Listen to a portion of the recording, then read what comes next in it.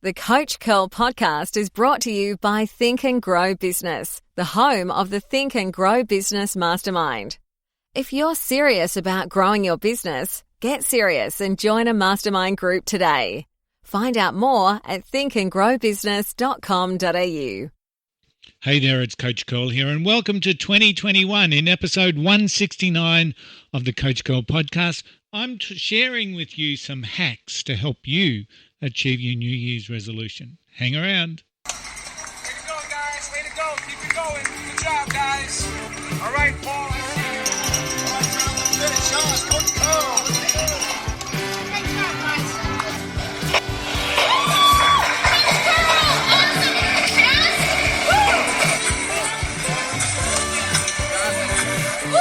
Thanks, guys. Hey there and welcome. It's Tony Curl here. It's Coach Curl and welcome to 2020.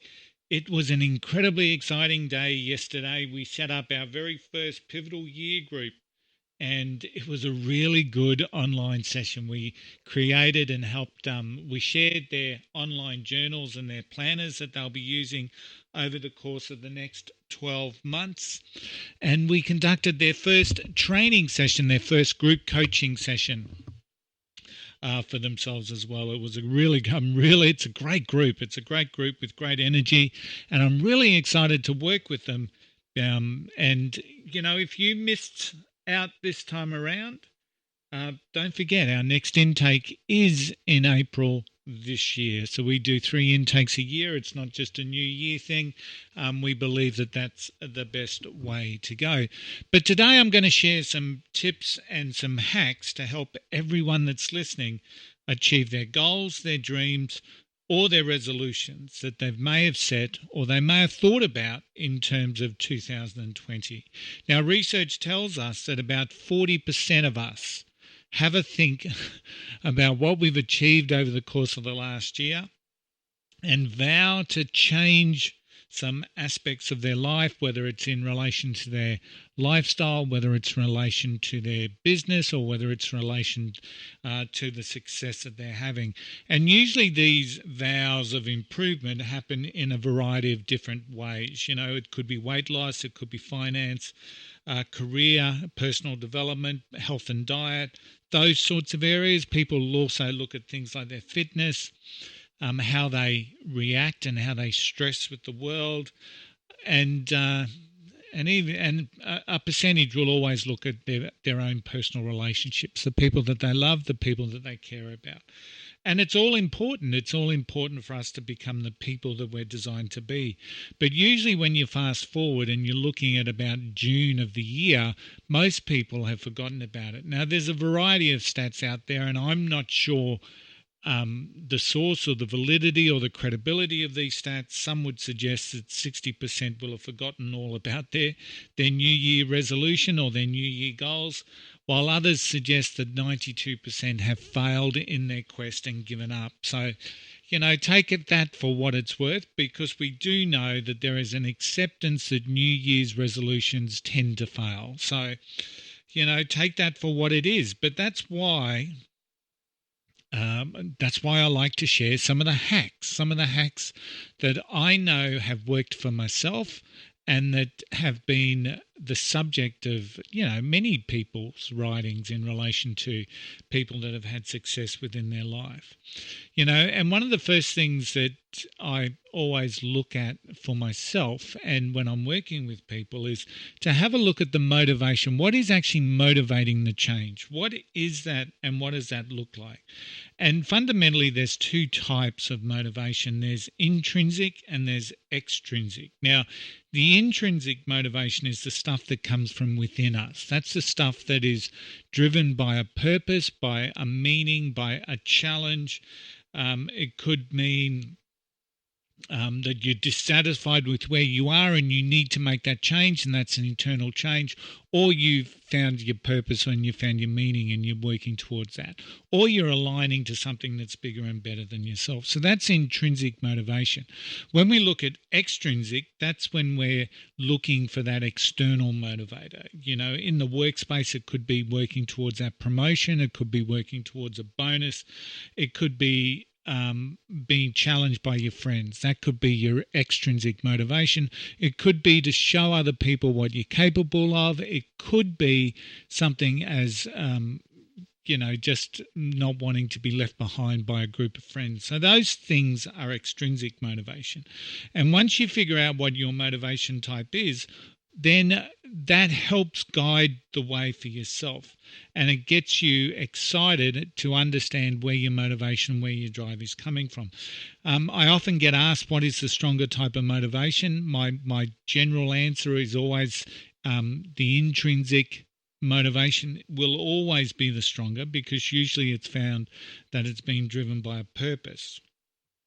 But extrinsic certainly has its believers and followers as well. The extrinsic motivation can often be the starting point, and then as we drive towards a better you or a better me, intrinsic starts to take over. Now, step number 2, hack number 2, actions speak louder than words. And, defining a goal or talking about a goal is always easier said than done, isn't it? When I say I want to write a book, that's just words. Words are always easier said than done. Always. It's always the case. It's the steps that we take to reach the goals that's the tricky part, and that's where most people will ultimately fail.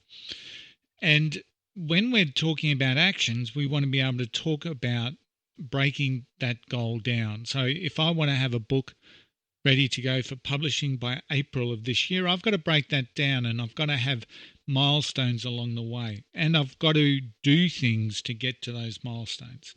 And because along the way you're creating what we call our dopamine hits, where we're working towards the anticipatory response of what that dopamine hit will do when we hit our reward. And we tend to reward ourselves internally anyway. So it leads into that concept of positive reinforcement. And that's crucial, as it helps us guide our way towards the goals and commit to what it is that we want to be achieving. And, a lot of people, you've probably heard this before, but a lot of people will talk about having your goal set as a SMART goal, and capital SMART, and that indeed does make a lot of sense. So a SMART goal is... A SMART goal is, the S stands for specific, so we need to be really specific around what that goal looks like, right? So it needs to be something clear. A general goal of I want to lose weight will more times than not fail. Whereas if we want to get really specific, I want to lose 1 kilo a week for the next 5 weeks, that really helps us narrow it down. It needs to be measurable. Any sort of response, any leader, any manager will always tell you we need to be able to measure our results. So we need to be evaluating our progress and understanding when we can up it up, when we can up our actions, or when we need to look at maybe overachieving and maybe setting some new goals. It needs to be achievable, of course. I often make the story about I'd love to be an NRL footballer here in Brisbane, but ultimately that's not going to happen. So, there's not too many 54-year-old rookies signing up to be part of the Broncos or the Dragons or whatever football team that you cheer for. It's not going to happen. So it needs to be a realistic goal. It needs to be achievable. So that concept of daily steps, those daily actions really help us here, because if we've got a long-term goal, and the long-term goal may be to work into a position for a promotion, if we've got that as a goal, we need to understand what that looks like every day. So every day we want to be doing something that gets us closer, and every day we want to be achieving something. The goal needs to be relevant, of course, because if it's not relevant to what what's important in your life, why bother? And then we need to set some sort of time bound to it. So it needs to be time bound. So, whether that's a deadline that we set or with a continuing time frame. So that's number 2. Number 2 was all about action. So then we look at being honest with ourselves as our third step. We need to be realistic, but we also need to be careful of that word realistic, because the more realistic your resolution or your goal is, the more likely that you'll see through them. Now, if the goal of the new year is to exercise more, for example, if it's to just start an exercise regime or to do more exercise, start small. Instead of planning a 5-day work week, go for 20 minutes a day. So, and then increase gradually. You know, the old cliche is that gym car parks are filled for the first couple of weeks of January, but by March they're empty. And that is often the case because people get excited and they overextend themselves. And that's another way that people actually fall down and fail within their goals. So what we want to do is be setting small steps, and it may be quite simply, I'll start by walking around the block. I'll do that once a day. As we start building that habit of going out for that walk around the block, once that habit starts to become part of what it is that we do daily, we start to extend it. So it might be going around the block twice. It might be going around the block 3 times. So we want to start from a position where we can build, not start at the optimum and go out and do sign up for F45 or do insanity or whatever some of that stuff is, because that will also just absolutely lead you on a journey of failure. So it's just important to be being honest with yourself in regards to the actions that you're doing. Number 4 is about thinking things through. This is about having a positive mindset, because we need to be our own champion when it comes to this. You know, no doubt you will have people in your life that will champion your positive life change, but you need to be very much your own personal cheer squad. You need to be able to encourage yourself. You need to have that positive mindset, and especially so on those days where we may stumble or we may come across a roadblock or we may hit an obstacle. It's really important to be able to get yourself out of a funk. You know, so let's be a positive mindset. Let's look at how we can succeed, not the reasons why we should be failing. So it's all about being able to think things through, looking at things with the mindset of making it happen as opposed to why we can't make it happen. Be accountable for your actions is step number 5. That's the 5th hack. You need to be accountable. It needs to mean that you're taking responsibility for the choices. See, every day we make choices and we're faced with challenges. Every day is a choice and a challenge. Every day, every single day, you will make a choice on what sort of a day you're going to have, what sort of a person you're going to be. You will face challenges, and then when you face challenges, you're then faced with a choice of how you face that challenge. So when you think about it like a daily thing, make the right choices. Help make yourself accountable. Take that responsibility on. You know, it's easy when someone else is driving you, like your boss has given you a deadline. You've got to have something completed by Friday. Of course, there's a little bit of a fear factor in that because of the fear of repercussions if you don't do it. But you need to create that own level of accountability within yourself. So what will happen if you don't do that walk around the block? You know, how do you get yourself up and going to do that walk around the block? And this is where you can enlist a friend who's going to be an encourager, who's going to be a support. And when I say encourager, an encourager of actions, not an encourager of an excuse. So that's the sort of person that you want. You want a cheer squad who's going to say, get up and get going. Not a person say, oh, it's all right, you can have a bad day. No, you want someone that's going to encourage and challenge you and motivate you to keep going. Join a support group. You know, that's why a program like Your Pivotal Year is just so important to people, because they get they get their group, they get that. So be accountable for your actions, step number 5. So I'll just go back. Hack number 1 was all about defining that motivation. Is it intrinsically or is it extrinsically? That motivation for you to create that change. Step number 2, Actions do speak louder than words. We know that. Actions do speak louder than words. Number 3, be honest with yourself. Now, be honest with yourself. You need to be realistic, but be mindful of that word realistic, because sometimes we use that to hold ourselves back. It becomes a self-limiting belief. So don't.